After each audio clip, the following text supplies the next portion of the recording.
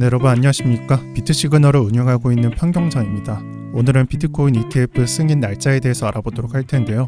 참고로 저는 치아 신경치료 중에 있습니다. 발음이 좀 어눌할 수 있으니 참고해 주시면 감사하겠습니다.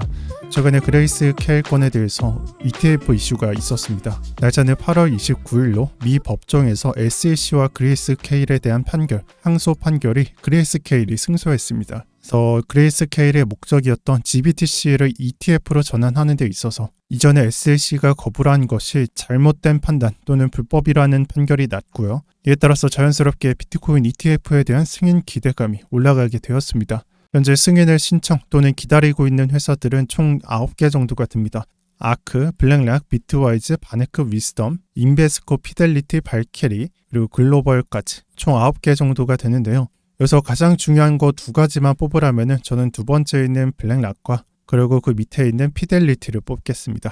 왜 이 두 가지만 주목해도 되냐? 사실 여기 위에 있는 회사들은 그렇게 규모가 큰 회사가 아니기도 하고 이런 측면에서 바라보았을 때는 블랙락과 그리고 그 밑에 있었던 피델리티를 주목하는 게 저는 옳다고 생각합니다. 그리고 여러분들께서 잘 아시고 계시겠지만 블랙락 ETF 승인율은 거의 100%에 육박하는 전력이 있습니다. 무조건 블랙락이 승인돼서 다음 달에 승인이 될 것이다 라는 말은 틀린 말이지만 기대감을 가져가도 저는 좋다고 봅니다. 그런 문제는 다음 달 이틀 뒤부터 데드라인에 걸려서 승인이 된다, 보류가 된다라는 판단이 나오는 건데 이 비트코인 ETF를 분석하는 전문가 또는 분석가들이 예측하는 승인 날짜가 전부 다릅니다. 이게 왜 다를까? 이 분석가들이 하는 생각들이 개인 취향이 전부 녹아져 있기 때문이에요. 그러면은 주관적으로 보지 않고 객관적으로 보는 게 좋겠죠. 그래서 과거 자료를 찾아보면서 과연 어느 정도 기간이 소모가 됐었는지 한번 알아보도록 하겠습니다.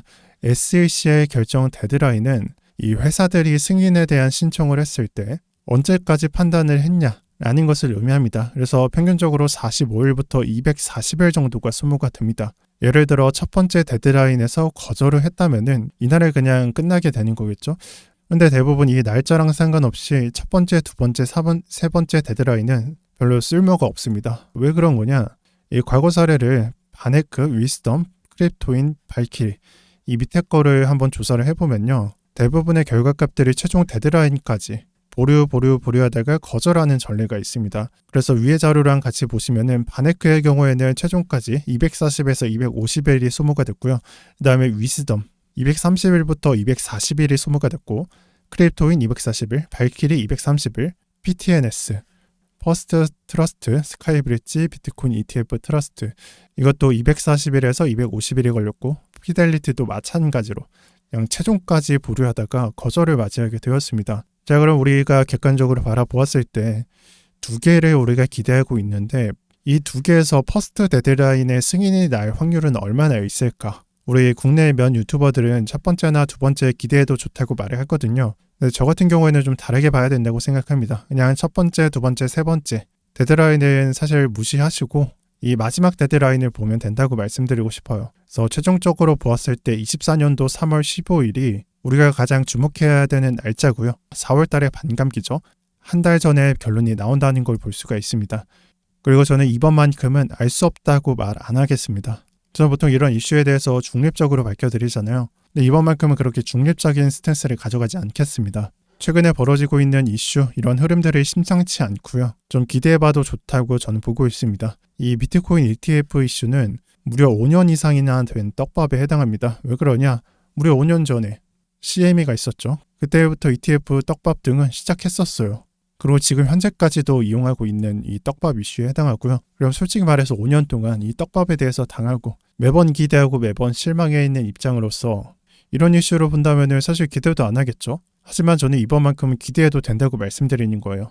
왜 그런 거냐? 충분히 좀 근거도 쌓였고 정말 여러 가지 그 근거를 대야 되겠지만 이미 그 한계선에 와 있는 느낌이다라고 말씀을 드리고 싶어요. 그래서 24년도 3월 15일에 무조건 승인 난다라는 말이 아니고 이날 결정이 됩니다. 그리고 저는 이 결정에 대해서 전자 쪽으로 좀 무게를 치우쳐서 보고 있습니다. 참고해 주시면 감사하겠고요. 이 날짜는 지금으로부터 6개월 정도가 남았습니다. 하지만 제가 말씀드렸다시피 첫 번째 데드라인, 두 번째 데드라인, 이 세 번째까지 여러분들께서 막 기대하시면서 기다리시면은 제가 장담하는데 무조건 지칩니다. 그래서 그냥 신경 쓰지 마시고요. 24년도 3월 15일 6개월 뒤를 기다리시고 그냥 편안하게 버티는 게 좋을 것 같습니다. 저는 더 이상 말씀 안 드리고요. 제가 야생하는 시나리오를 여러분들한테 공유 드렸습니다. 이 이상의 설명은 너무 거추장스러우니까 오늘 영상 여기서 종료하도록 하겠습니다. 그리고 마지막으로 약세장은 수호방과 함께 하시길 바랍니다. 고정 댓글을 참고하셔서 들어오시면 많은 도움 얻어가실 수 있습니다. 네, 영상 시청 감사드리고요. 오늘도 편경장이었습니다. 감사합니다.